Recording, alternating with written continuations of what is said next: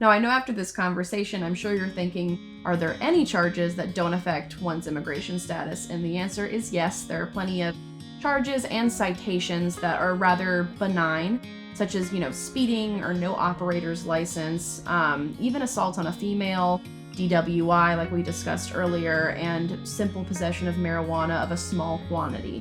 Those are rather small offenses that are not likely to affect your immigration status unless you have DACA, in which case they absolutely should consult me.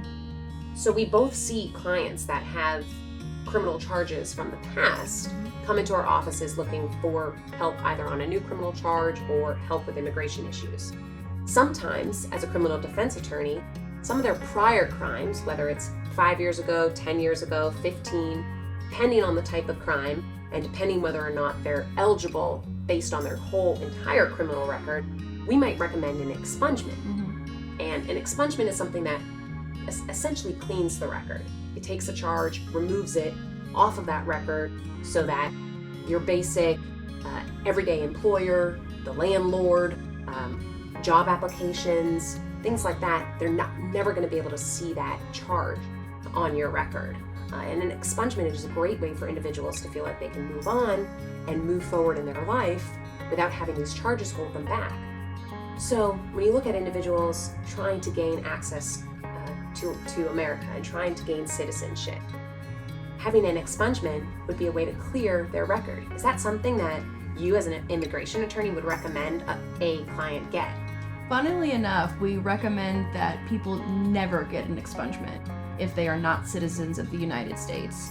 And there's a big reason for this. So whether you're applying for a visa, a green card, citizenship, you're in court, every single time you have what's called a biometric appointment. And you have to go get your fingerprints done, which will be sent to the FBI. So anytime you have been charged, convicted, anything of a crime, you're going to have fingerprints come back from the FBI saying, here's the laundry list of things that this person has been accused of and potentially, found not guilty or dismissed, but it still comes up. The government's going to ask for proof. What happened with this charge? You were charged with manslaughter. What happened?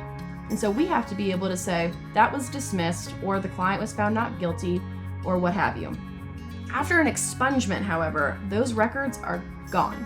At least in North Carolina, they're completely, it's if they never existed. Absolutely. So now I have no way of proving that my client was not convicted of that offense, and it's unlikely that the client maintains those records like 15 years after the fact for, ease of access or just for wanting to be completely done with that phase of their life.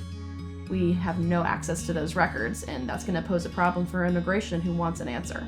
Absolutely. So now I know if I have a client that comes in with prior criminal charges, whether it's convictions or whether those charges were dismissed, I know that I'm going to advise them not to get an expungement.